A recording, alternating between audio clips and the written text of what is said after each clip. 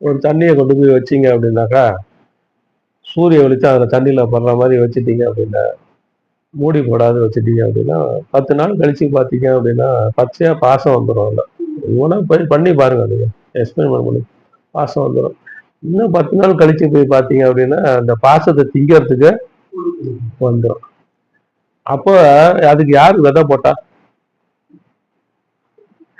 சூரியன்லேருந்து எண்ணெயாத உயிரணுக்கள் பூமியை நோக்கி வந்துகிட்டே இருக்கு அப்படின்னு விஞ்ஞானிகள்லாம் நிரூபணம் பண்ணியிருக்காங்க. அப்படிங்கும்போது சூரியன்லேருந்து வந்த உயிரணுக்கள் எப்படி மாறுது? முதல்ல நீர்வாழ்வன,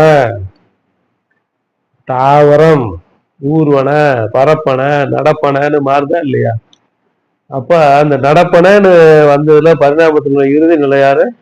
மனிதன். அவன் எங்கேருந்து வந்தான்? ஆதியில இருந்து தானே வந்தான். அது ஒன்றும் சந்தேகம் இல்லையா? ஆதியும் மனிதனும் ஒன்று தானே. அடுத்தது கருவும் குருவும் ஒன்று தான். குரு என்றால் ஞானம். குரு பிரம்மா, குரு விஷ்ணு, குரு தேவ மகேஸ்வரா, குரு சாட்சாத் பரபிரம்மம் தஸ்மஸ்ரீ குருவே நமக அப்படின்னு வேதத்துல சொல்றாங்க. அப்ப குரு பிரம்மமா இருக்கிறார், குரு விஷ்ணுவா இருக்கிறார், குரு மகேஸ்வரனா இருக்கிறார். இந்த 3 வேலையை செய்யக்கூடியது யாரு? குரு தான். பரபிரம்மமா இருக்கக்கூடியதுதான்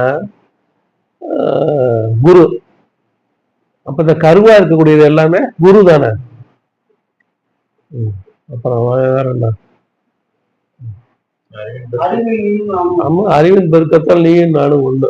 இப்ப அதை ஏற்கனவே சொன்னமே, உடம்புத்தான் நான் நினைச்சிட்டு இருக்க ஆணவத்தால எண்ணத்துல வந்து அபிவிருத்தி ஏற்பட்டு, எண்ணத்துல அபிவிருத்தி ஏற்படுதா இல்லையா? அபிவிருத்தி ஏற்பட்டு என்ன பண்ணுது? நந்தியா உருவெடுக்குது. நந்தியா உருவெடுத்து என்ன பண்ணுது? ஆண்டவனை மறைக்குது. அப்ப இந்த மறைப்பு அப்படிங்கிறது என்ன? பஞ்சபூதங்கள் தான் மறைப்பு. இந்த பஞ்சபூதங்கள் வந்து உங்களை மறைக்குதா இல்லையா? அந்த மறைப்பு நீங்கிடுச்சுன்னா அறிவின் பெருக்கத்துல நான் உடம்பல்ல, நான் மனசல்ல, நான் புத்தி அல்ல, நான் அறிவா இல்லை அப்படின்னு தெரிஞ்சு நான் பிரம்மமா இருக்கிறேன். அகம் பிரம்மாஸ்மி தத்துவமசி, அது நீயாக இருக்கிறாய். ஞானம் பிரம்மம். என்னுடைய ஞானம் எதுவோ அதுதான் பிரம்மம் அப்படின்னு தெரிஞ்சுக்கிறது தானே ஞானம். அறிவின் பெருக்கத்தால் நீயும் நானும் ஒண்ணு.